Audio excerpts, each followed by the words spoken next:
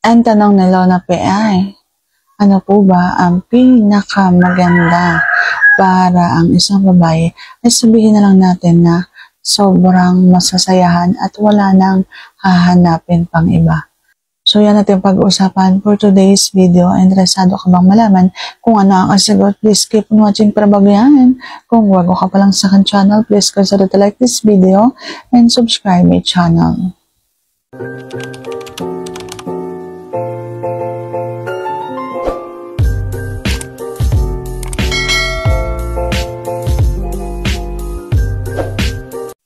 So ano nga ba ang pwede mong gawin at ano yung pinaka na pwede mong magawa para masayahan at wala nang hanapin pa ang isang babae? So siyempre ang pinakamadaling sagot yan ay yung palabasin mo yung kanyang gata. Hindi naman kasi lahat ng babae ay marunong magpalabas ng gata. Kapag ang isang lalaki ay magaling magtrabaho sa isang babae, sigurado mahahanap niya at mapapalabas niya ang kiliti ng isang babae at ang kanyang katas. Opo, nasa isang lalaki lang talaga at nasa pagtutulungan nilang dalawa kung paano mapapalabas ang gata ng isang babae. Hindi po kailangan nagmamadali, hindi kailangan lalaki lang ng lalaki ang magpapalabas. May mga babae din po na nahihirapan lang sila gawin sa sarili nilang magpalabas kasi nahahayaan sila, naiiwan sila.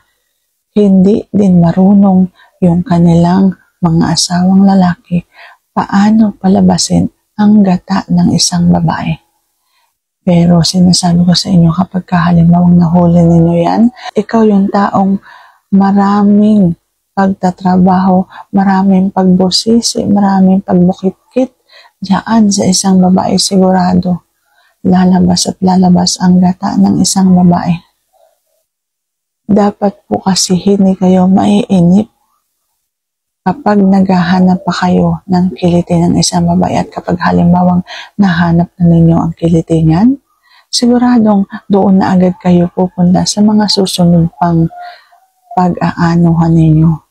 Hindi kailangan na lagi kayong maghahanap ng parang butas ng karayon. Kapag nahanap na ninyo kung saan yung banda yung kiliti niya talaga na magpapalabas sa kanya ng kanyang gata, syempre sa mga susunod ninyong pag-aanuhan, alam mo na, ang pinaka maganda talaga na pwede mo magawa sa isang babae na alam mo masasayahan siya talaga at siguradong wala nang hahanapin pa at mapapasabing ang sarap naman, ay siyempre mapalabas mo ang kanyang gata. At dapat pareho kayong magtutulungan kapag halimbawang inaabot ninyo yung tagumpay.